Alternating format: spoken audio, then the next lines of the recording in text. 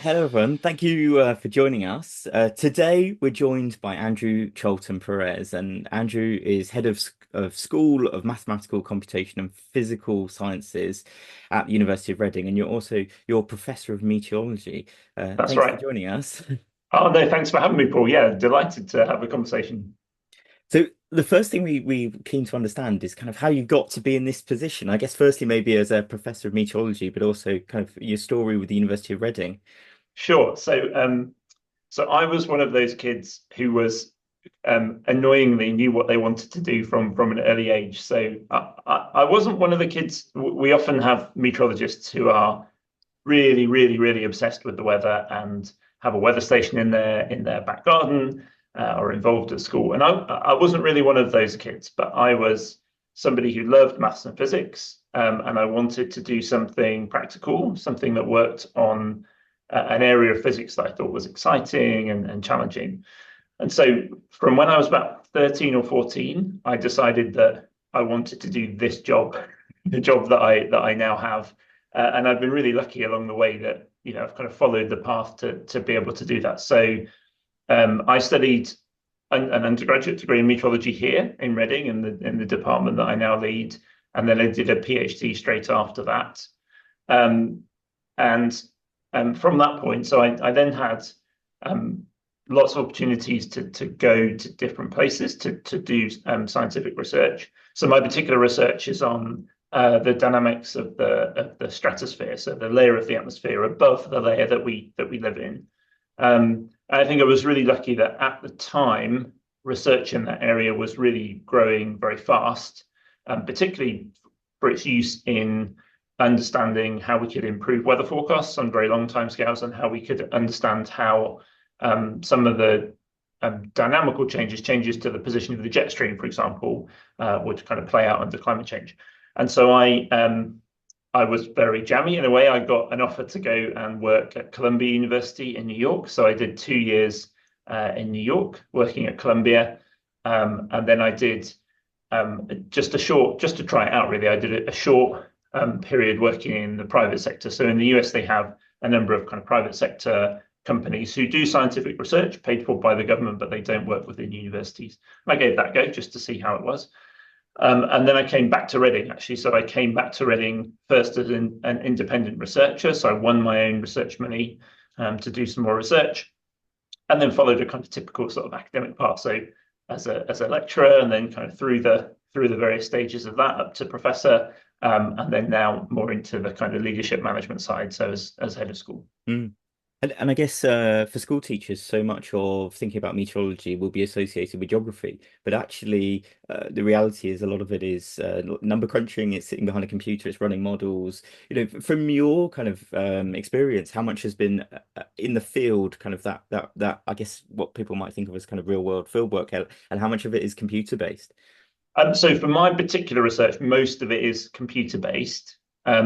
But I think for young people thinking about this as a kind of career, I mean, it's interesting. I think that lots of those areas are beginning to join up much more. So um, we spent a long time and lots of my colleagues, come from a mathematical or physical background, a lot of time developing these very large computer models that either forecast the weather or forecast climate.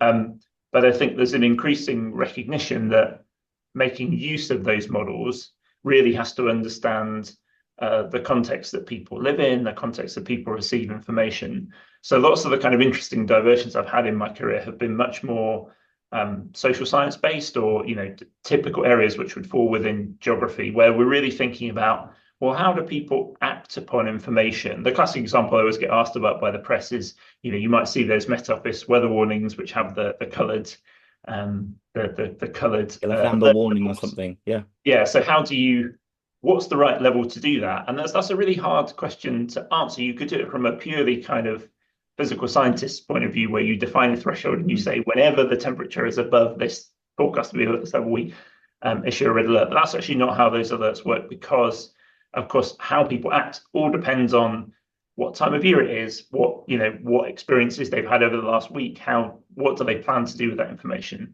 And I think that's something which is coming much more into into climate science and meteorology is how you marry those things up. How do you combine the social science knowledge with the kind of physical understanding too?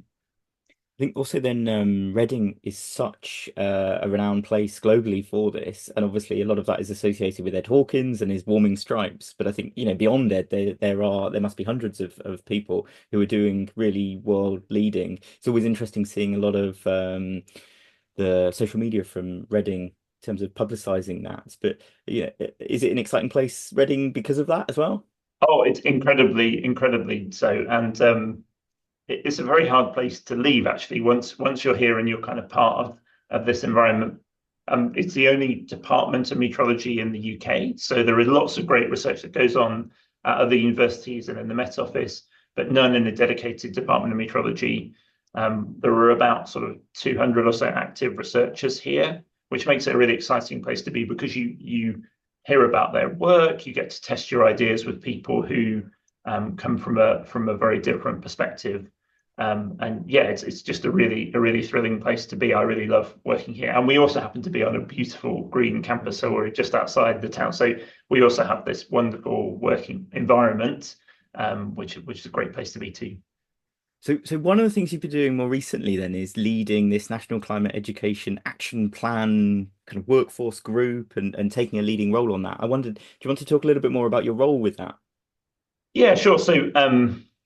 So how climate is integrated into education has been a kind of passion of mine for some time, as I'm sure it has for many people, you, Paul, than others. And I've been a member of the Royal Meteorological Society Education Committee for over 10 years, I think, trying to think about ways in which, as all the great work that the Ministry of Eco-Education does, to kind of think about, well, this is something which is going to affect all young people. They need the kind of key information to prepare them for their lives and their jobs, whatever they do. So how do we work together to make that a reality? There is lots of great climate education already going on across the country. Many great teachers are doing amazing work here, but it's very patchy. It's very kind of up and down. It really relies on those great teachers having the energy and time to do it. So we decided ahead of COP26 that there was a real opportunity to kind of make a bit more of a step change there. So we hosted a summit, which had, and some people watching this may have come to the summit, which is an online event, and around 1,000 people came to the summit as a whole. And we wanted to make that not just an opportunity to meet and talk, but also an opportunity to do something active and pragmatic. So we came up with a 9-point action plan, which the organisations who were there could agree on. And that was really around all the kind of bits of supporting work that needed to happen to take forward climate education as a whole in England. And that includes things like better CPD for teachers. We know teachers want to teach this, but they often, feel a bit at sea. They don't have the background in this area, particularly if they're not a geography specialist or a science specialist. How do we make sure that the resources that teachers have access to are high quality, they have good climate science behind them? And so gradually what we've been doing so that happened, as I say, just before COP26. Over the past 2 or 3 years, what we've been doing is trying to take that forward with lots of partners. We meet every 6 months. It's an open meeting online for 3 hours. So if anyone does want to come along to that, they're very welcome to kind of share their ideas and perspectives. And it's very much, let's do a piece of work. Who's a volunteer? Who wants to help us with that? So most recently, we did a piece of work bringing together. There was lots of great work from many organisations trying to map where climate could fit into the curriculum, but all done with a slightly different perspective, asking a slightly different question. So we tried to bring that together to think about, well, what could you do now? What could you do with small changes? What could you do with a more radical reimagining of the curriculum? And obviously the work Ministry of Eco-Education does fits into the kind of small changes part of that. I would say, it's kind of tweaks that fit within the existing curriculum. And that was a really exciting project to be involved in. We had a kind of small team of about 10 or so people who were drafting that. And then we had support and input from around 50 organizations. And that's the kind of feel for how this action plan group or network works. It's what can we do together? How can we bring a bit more unity to the sector? There's lots of people trying to do this work, and we don't want to tread on anyone's toes, but we want to try and to kind of do some working together ultimately to move things forward a bit faster. It definitely feels like that's been the missing link, is that level of coordination, and that's how yeah, people kind of collaborate and work together in a way which is then achieves greater goals. And I guess so much of particularly that report, and we can link to that report as well, but the so much of what you're doing is about also then almost giving advice and guidance for any future decisions. And I know then also you've been really closely linked with lots of the kind of government funded initiatives. And I wondered, I guess a lot of these are under kind of key headlines. I wondered if you wanted to just give an overview of some of those government funded initiatives that are happening at the moment. Yeah, really happy to. And as many people, I've been involved in helping to advise the sustainability and climate change unit within DFE, and been really impressed by the work that particularly the civil servants are really putting a lot of energy and thought into how they move the education sector forward. So I'm involved in one of the three funded programs that support that work. So I co-lead the Climate Ambassador program, and that is part of the work on climate action plans. So people who've read the strategy may see this this kind of headline that the expectation is that all settings across the education system have climate action plans in place by 2025. And so there are two funded projects which seek to kind of enable that, really, to help education settings to do that work. So there's our project, Climate Ambassador Project, which really links experts, people with something to help and share, volunteers, absolutely free for all settings, links them to settings. And it does it in a similar way to people may be familiar with the STEM Ambassador Program. So the STEM Learning Partnership is one of our key partners on this project. What Climate Ambassadors does is it tries to get all the expertise. We have amazing expertise on climate across England in all sorts of different sectors, in local government, in universities. It tries to get those people as volunteers to offer their time for free to go and help settings essentially build their climate action plan. So either inspiring them at the start, finding ways to overcome barriers that we might encounter, what settings might encounter along the way. And then even at the end, really helping, those settings that are really far ahead. What can they do even further beyond that they haven't even thought of that would make a real change?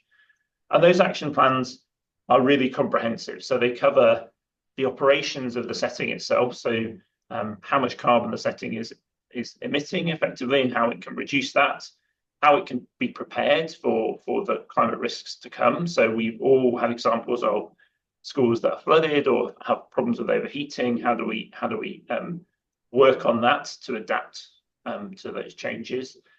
How we incorporate the climate education, so the bit that we've just been talking about, and then a really important part, which will link to one of the other projects I talked to around biodiversity. So we know that a really great starting point for most settings, many schools, is thinking about their school grounds, the biodiversity that's in their school grounds. So how do you incorporate that into your climate action plan? I'm really delighted that that's in there as well. It makes that connection between climate and nature really explicit.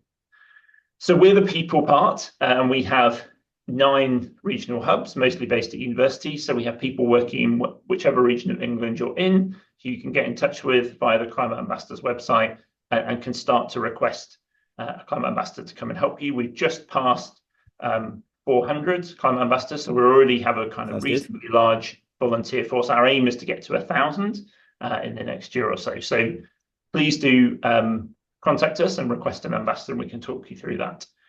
We work very closely with our sister project, which is called Sustainability Support for Education, which again, some of your kind of viewers may have already looked on their website, and that is really the kind of central repository of all of the information that will help you to build those climate action plans. It's growing all the time. It'll be a great resource. Our climate ambassadors, are really kind of pointing to that and helping people to understand how to use that resource. On the people side, we also work really closely with Let's Go Zero, which is a formal part of our consortium, but obviously has a great infrastructure that they've already developed. So they have a set of climate action advisors across England, who are already going into schools and doing that kind of really detailed work, helping schools build their climate action plans too. And our idea really is that we just cross reverse. So sometimes you might need an action advisor, sometimes an ambassador, sometimes a combination of the two. Just go ahead and ask them. We know each other very well, so we can cross refer. And then we also work very closely with the National Education Nature Park, which again, you may have had Jess or others on here to talk about that. But they're doing amazing work. They were the kind of, the trailblazers in a way of getting this work going. They've already got, I think, nearly 3,000 schools kind of working in this area, thinking about how do we make our grounds a really exciting place to learn, exciting place for children to understand about biodiversity and how that plays a role in addressing the biodiversity crisis that we face too. So all of those 4 projects, the aim is that we work together to provide all of this support for free to education settings, and there'll be a particular focus on that in the next academic year because all of those projects are up and running. They're all kind of ready to go. So we're asking schools and nurseries and colleges to be part of this in September. So in September, we'll be running an event called Climate and Nature Action in Education. We're going to run some kind of highlight events in each of our regional hubs. I think most of them are full at this point, actually, because we had such a good response from schools to be part of those. But if you want to get involved in this work, we'd really love you to think about doing something in the 3rd week of September. So in the 3rd week of September, we're going to be asking all settings to make pledges about, what do they want to do? Here are some options. Maybe they want to get involved with the nature park. Maybe they want to request a climate ambassador. And we think by getting schools to kind of publicly say that to people, that other schools that they interact with, to their parents, to their young people, that will start to build this really exciting national movement, or galvanize the national movement that's already there to make a real difference, real dent in this work over the next academic year. It sounds really exciting, and I mean, it sounds also really comprehensive. It does feel like there's a real package now, and like you say, everything kind of fits together and works in a kind of complementary way. I was going to say, I'm interested as well that kind of you've spent some time in this space. Do you feel like there's momentum now? Do you feel like we're reaching a tipping point where maybe it might begin to actually become more mainstream? I really do, and I think the project that you helped to lead, and there's lots of people doing such amazing work in this space that I really respect, and I think that's the reason that those projects can exist is because there's such a desire from teachers and school leaders to do this.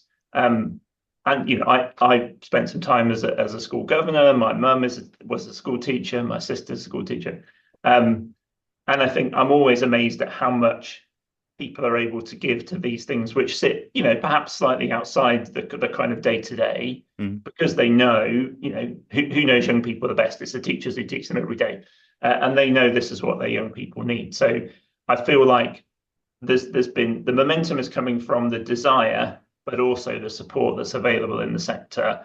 And marrying those together over the next academic year will, I hope, really generate that snowball, generate that kind of opportunity for schools to learn from each other and kind of they just need a little bit of support, and they can do a lot of this work through the great expertise that they have. And I'm always amazed at how much. So universities are quite competitive. They kind of sort of fight against each other a little bit. Sometimes we collaborate too, but fight against a little bit each other too. When I was a school governor, I was always amazed at how much schools were prepared to give, kind of for free to each other and help and support each other. And I think that's what will happen here too. Yeah, well, that sounds really exciting. I was going to say a slightly cheeky one as well, actually. I almost feel like you're a bit of a rock star, Andrew, in that when you follow your social media. Now, were you at Lord's recently, wasn't it? And I actually, was, yeah. I think that's probably not the first time you visited as well, was it?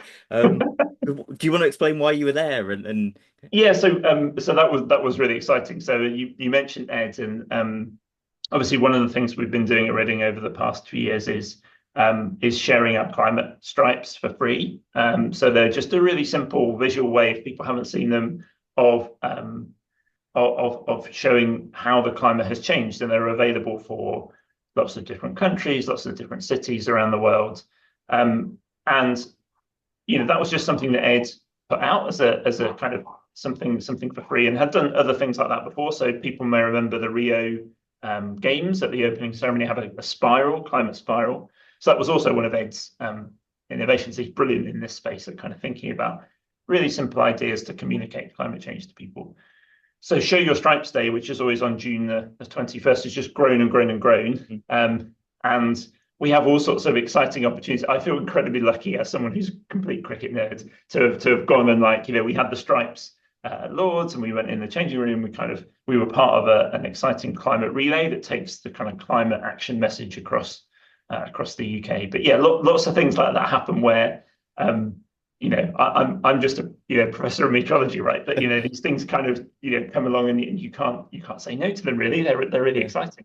I guess you were saying when you were younger, you knew what you wanted to do, but I guess you were never thinking that would ever be where you'd be. Absolutely not, absolutely not. And I think as a message to kind of young people about the opportunities that might come their way. I came from a single parent family, so times were tough when I was a kid.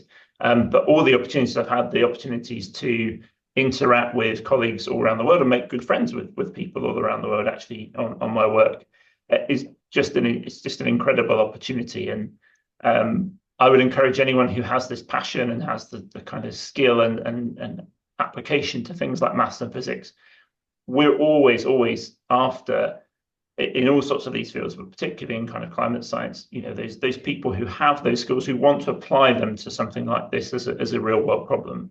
And it can be a really exciting way to use your skills if that's something you have passion for. So I'd really encourage young people to think about that as not just at Reading, wherever they choose to go, but Yeah. there's huge opportunities for them. That sounds like a really important message. And just to go back to the stripes as well, they're quite widespread now as well, in the sense that there some buses with them on. They've got the Reading football team have them on their sleeve.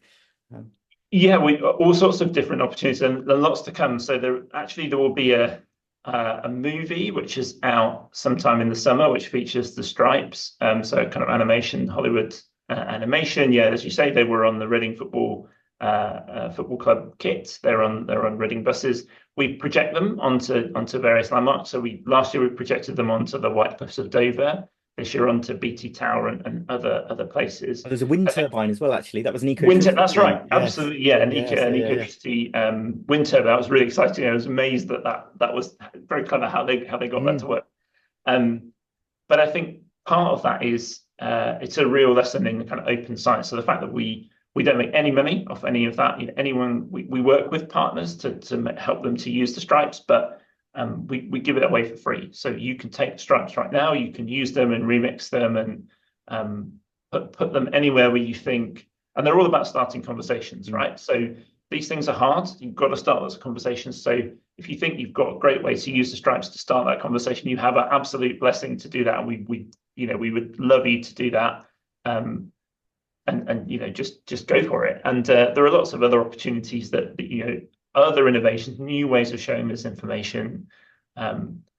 Are just really exciting. So go for it. That's my. I think there's lots of potential as well with schools. I when I was teaching geography, I had the banner at the back of my classroom and sort of used it as a prop. But I know some schools who have actually painted it and used it in either corridors or outdoor spaces. So if anyone, yeah, there's definitely the potential to do that.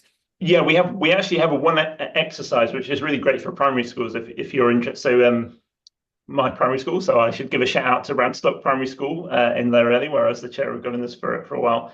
And we did a really exciting thing where we got the children to wear t-shirts and kind of make human climate stripes. So we actually have some guidance on our website about that if anyone's interested in doing that. But that was a great way to engage even quite young children in something that was. And we have to be careful here, right? There's all sorts of eco-anxiety, and we want to treat young people with respect too. But I think there are great kind of fun ways of engaging them in these conversations. So yeah, make your human climate stripes. That's my advice. Yeah. And for me, the most fundamental bit is otherwise, if you're talking about numbers, they can often feel quite abstract, and the colors bring it to life. And that's this, like you say, a starting point of a conversation. I just wanted to finish then with one last question. If there was any one piece of advice that you would want to give a teacher that maybe either beginning or on their sustainability journey, is there any one thing that you think that's a really good thing to focus on to start with? I mean, I think one part of the kind of the journey I've been on in a way is obviously I come from a physics and maths background as I said, and you know my initial thinking was very kind of narrow, really thinking about how do we get more climate education in physics, and I think that is really important. But I think through talking to lots of people, talking to you and talking to many other people, I really understand now that there's such an opportunity to put work discussion about climate and sustainability into whatever you teach, because this is just fundamental to our lives on the planet, right? So if you are a kind of food science teacher thinking about the sustainability of our food system and how you bring, that's something you can bring into your teaching. It doesn't have to focus everything around climate or sustainability, but just starting that conversation is so important, because that might be the hook that the young person who really loves your subject, that gives them the opportunity to open their eyes a little bit to how these changes are going to affect their future. So I would say, kind of, don't be afraid of it, embrace it. There's lots of great advice out there already and more coming that will help you think about how can I do something simple? And I know that teachers are so overworked and it's really difficult for them.